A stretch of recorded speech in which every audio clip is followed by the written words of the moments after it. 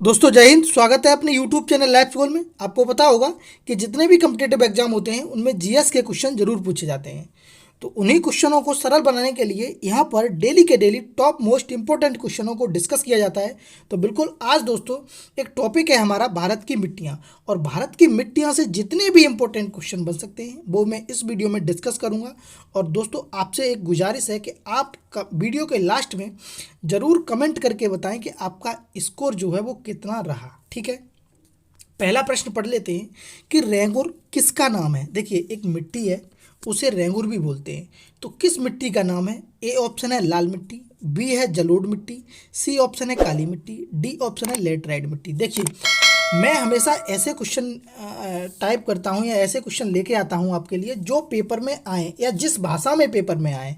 सरल सरल भाषा तो बहुत आती है, लेकिन जो पेपर वाली भाषा है दोस्तों वो ऐसे ही आती है। तो इस वजह से आपको ये याद रखना है। देखिए ये एमपी पीसीएस में भी आया है और अपना ये यूपी पुलिस में भी आया है। दोस्तों ये जो क्वेश्चन है वो चाहे आप सुपर टेट ले लीजिए, चाहे आप एमपीपीसीएस ले लीजिए, चाहे यूपीपीसीएस ले लीजिए, चाहे आप रेलवे एनटीपीसी लेखपाल दरोगा कुछ भी ले लीजिए, जहाँ जहाँ जीएस पूछी जाती है वहाँ वहाँ आपको ये क्वेश्चन जो है वो देखने के लिए मिलेंगे। तो इसका ऑप्शन आप बता दीजिए मुझे कि क्या टिक कर दूँ। तो रेंगुर किसका नाम है? तो बिल्कुल आप सही बता रहे हैं, इसका नाम है जो है वो काली मिट्टी है। ठीक है, रेंगुर जो है वो दोस्तों वो काली मिट्टी का नाम है। किसका नाम है? काली मिट्टी का नाम है। काली मिट्टी को स्थानीय रूप से रेंगुर या रेगड़, देखिए ये रेगड़ रेगड़ भी कहते हैं। ठीक है, स्थानीय रूप से क्या कहते हैं? रेंगड़ या रेंगड़। इसे दोस्तों कपासी मिट्टी भी कहते हैं। देखिए एक क्वेश्चन से मैं बहुत सारे क्वेश्चन बनाऊंगा अभी। इसे कपासी मिट्टी भी कहते हैं। क्या कहते हैं? कपासी मिट्टी। क्यों? क्योंकि कपास की खेती जो है वो बहुत अधिक होती है, या कपास की खेती के लिए सर्वाधिक जो मिट्टी उपयुक्त होती है वो काली मिट्टी ही उपयुक्त होती है। अगर इसके विस्तार की बात करें आपसे कि ये पूछा जाए कि इसका विस्तार कहाँ है, तो चित्र में आप देख पा रहे होंगे दोस्तों, जैसे महाराष्ट्र रहा, पश्चिमी मध्य प्रदेश रहा, गुजरात रहा, आदि राज्यों में दोस्तों 5 लाख वर्ग किलोमीटर में ये जो मिट्टी है वो फैली हुई है। कौन सी? काली मिट्टी। ठीक है, इतनी बात आप समझ गए होंगे। अगला प्रश्न पढ़ते हैं, और यह प्रश्न भी आपके लिए इम्पोर्टेंट है। प्रश्न नंबर 2 है कि भारत में निम्नलिखित मिट्टियों में से कपास की खेती के लिए कौन सी सर्वाधिक उपयुक्त है? अभी मैंने बताया है जस्टी। ठीक है, तो बताओ। ए ऑप्शन है रेंगुर, बी ऑप्शन है लेटराइट मिट्टी, सी ऑप्शन है जलोढ़ मिट्टी, और डी ऑप्शन है लाल मिट्टी।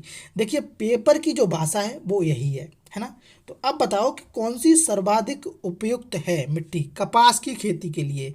ठीक है, तो अगर मैं यहाँ पर काली मिट्टी लिख देता तो आप बहुत अच्छे से टिक कर ले जाते, लेकिन यहाँ पर क्या लिखा आया है पेपर में? 2014 का क्वेश्चन है यूपी पीसीएस मेंस का। ठीक है, तो इसका जो राइट आंसर होगा दोस्तों वो रेंगुर मिट्टी होगा। क्या होगा? रेंगुर मिट्टी। रेंगुर मिट्टी की जगह पे काली मिट्टी भी आता है। ठीक है ना। तो आपको ये याद रखना है कि कपास की खेती के लिए सर्वाधिक मिट्टी जो है वो है रेंगुर मिट्टी।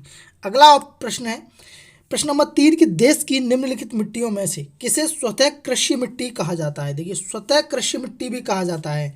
बहुत अच्छा प्रश्न है। ए ऑप्शन है जलोढ़, बी है लेटराइट, सी है कपास की काली मिट्टी, और डी है मरुस्थलीय मिट्टी। तो बताओ। तो इसका जो राइट आंसर हो जाएगा, बिल्कुल सही बता रहे हैं आप, इसका जो राइट आंसर हो जाएगा वो सी ऑप्शन सही हो जाएगा। इसका मतलब ये है कि कपास की काली मिट्टी स्वतः कृषि मिट्टी होती है। ठीक है, ये बात आपको याद रखनी है। चलो अगला प्रश्न देखेंगे, और ये प्रश्न भी इम्पोर्टेंट है। अगर दोस्तों ऐसी ही वीडियो आपको चाहिए तो वीडियो को लाइक कर दें और कमेंट बॉक्स में ज़रूर बताएं कि अपना स्कोर कितना रहा, और चैनल को सब्सक्राइब कर लें अगर ये मटेरियल या कंटेंट जो है वो अच्छा लगे तो, है ना। चलिए अगला प्रश्न पढ़ देते हैं कि लावा मिट्टी पाई जाती है। देखिए अब यहाँ से एक नया क्वेश्चन निकलेगा। लावा मिट्टी पाई जाती है। ए ऑप्शन है छत्तीसगढ़ मैदान में, बी ऑप्शन है सरयू पार मैदान में, डी ऑप्शन है सी ऑप्शन है मालवा पठार मैदान में, और डी ऑप्शन है सिलांग पठार में। तो बताओ लावा मिट्टी जो पाई जाती है वो, तो सबसे पहली बात तो दोस्तों ये है कि काली मिट्टी को ही तुम लावा मिट्टी कहते हैं। क्या कहते हैं? काली मिट्टी को ही लावा मिट्टी कहते हैं। तो इसका जो राइट आंसर हो जाएगा वो सी ऑप्शन सही हो जाएगा, मालवा पठार में। किसमें? मालवा पठार में। दोस्तों पश्चिमी भारत की काली मिट्टी का निर्माण लावा से हुआ है। किससे हुआ है? लावा से हुआ है, इसलिए इसे लावा मिट्टी भी कहते हैं। ठीक है, क्या कहते हैं? काली मिट्टी के 4 नाम मैंने आपको बता दिए, काली मिट्टी, कपासी मिट्टी, रेंगुर मिट्टी और लावा मिट्टी। ठीक है, ये नोट कर लो एक एक बात, जो जो बात मैं बोल रहा हूँ वो एक एक बात आपकी कॉपी पे नोट होनी चाहिए। और उसके बाद यही पूरा मटेरियल दोस्तों, चाहे आप सुपर टेट का पेपर देने जाना, चाहे आप किसी भी कम्पिटिटिव एग्जाम का पेपर देने जाना, आपको क्वेश्चन 100% वहाँ से मिलेगा, है ना। मालवा का पठार दोस्तों इसी दक्कन ट्रैम्प की काली मिट्टी के अंतर्गत आता है, ठीक है। चलो अगला प्रश्न है कि लेटराइट मिट्टी मिलती है कहाँ मिलती है। ए ऑप्शन है उत्तर प्रदेश, बी है हिमाचल प्रदेश, सी है पंजाब और डी है महाराष्ट्र। तो दोस्तों बता दो मुझे, लेटराइट मिट्टी जो है वो कहाँ पर मिलती है, जल्दी बताओ, लेटराइट मिट्टी कहाँ पर मिलती है। तो दोस्तों इसकी जो लेटराइट मिट्टी है वो भी महाराष्ट्र में मिलती है। कहाँ पर, महाराष्ट्र क्षेत्र में दोस्तों लेटराइट मिट्टी मिलती है इन सब की अपेक्षा, है ना। लेटराइट मिट्टी दोस्तों भारत के 1.26 लाख वर्ग किलोमीटर में विस्तृत है।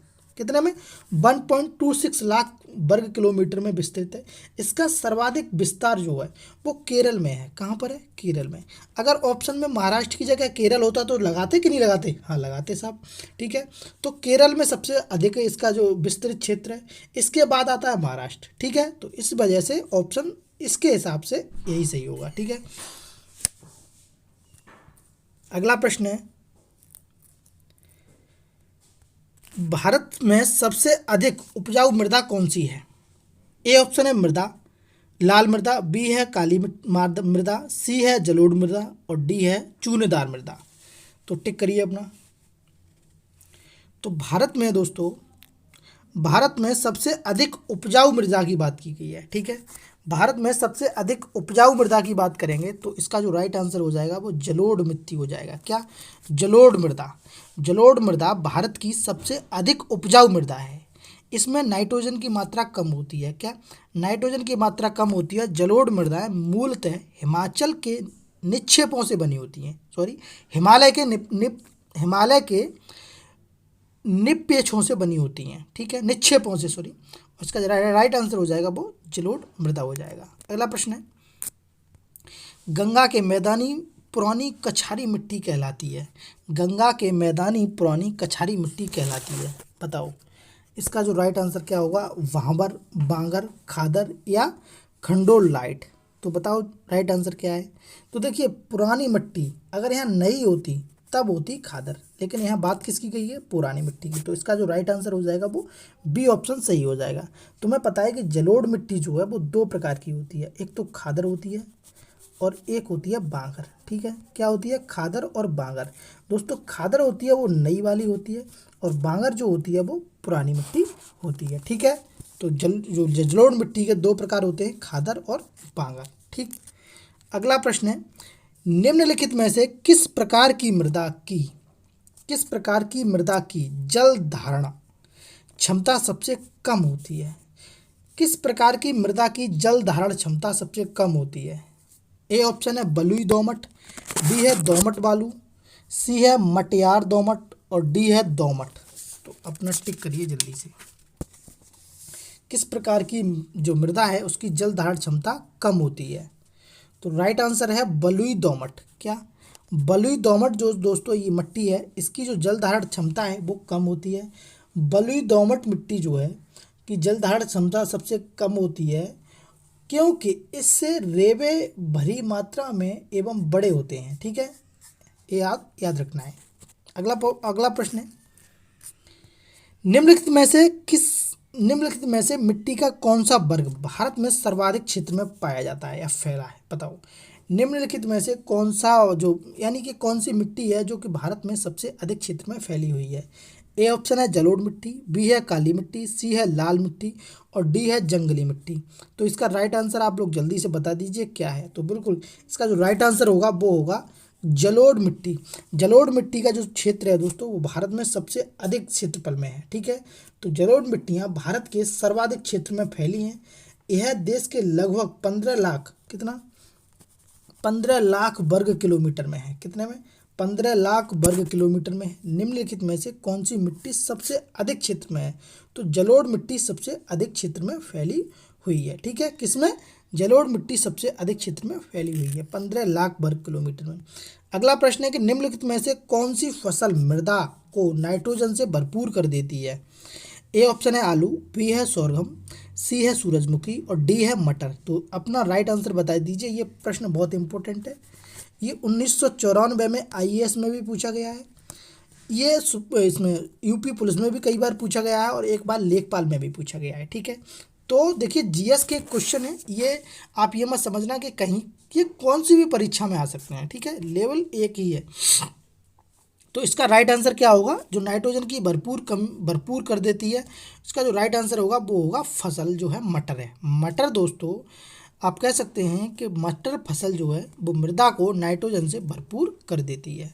दलहनी फसलें वायुमंडलीय नाइट्रोजन स्थिरीकरण के द्वारा मृदा को नाइट्रोजन से भरपूर कर देती हैं। मिट्टी में नाइट्रोजन का स्थिरीकरण करने वाली प्रमुख फसलें मैं आपको बता देता हूँ।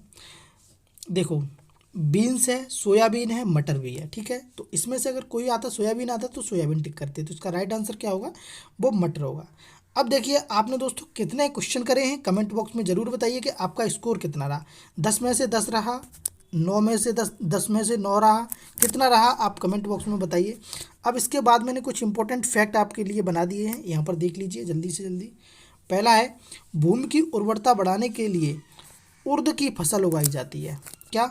भूमि की उर्वरता बढ़ाने के लिए उर्द की फसल उगाई जाती है। किसकी? उर्द की उर्वरता। क्वेश्चन बन सकता है कि भूमि की उर्वरता बढ़ाने के लिए किसकी फसल उगाई जाती है? तो उर्द की, है ना। क्वेश्चन ना बना के जल्दी वीडियो लंबा ना हो, इस वजह से मैंने फैक्ट जोड़ दिए हैं। अगला है, पौधों को सबसे अधिक पानी चिकनी मिट्टी से मिलता है। किससे? चिकनी मिट्टी से मिलता है। ये आए हुए प्रश्न है सब। अगला प्रश्न है, अगला पॉइंट है, भारत में लवणीय मृदा का सर्वाधिक क्षेत्रफल उत्तर प्रदेश में है। देखिए लवणीय मृदा का सर्वाधिक क्षेत्रफल जो है वो कहाँ पर है? उत्तर प्रदेश में है। भारत में लवणीय मृदा का जो सर्वाधिक क्षेत्रफल है, दोस्तों गलत बोल रहा हूँ मैं, इसका जो राइट आंसर होगा वो गुजरात होगा। सॉरी, यहाँ पर आप गुजरात कर लीजिए, टाइप गलत हो गया है। इसका जो राइट आंसर होगा दोस्तों वो होगा गुजरात। ठीक है, लवणीय मृदा का जो क्षेत्रफल है वो कहाँ पर है? गुजरात में है। ठीक है, कहाँ पर है? गुजरात में है। ठीक है, कर लिया होगा आपने, गुजरात है, उत्तर प्रदेश नहीं है। कौन सा है? गुजरात है। अगला है दोस्तों, भारत में सबसे अधिक मिट्टी का वर्ग कछारी मिट्टी है। ठीक है, कौन सी क्षेत्रफल में है? कछारी मिट्टी। ठीक है, वही कछारी।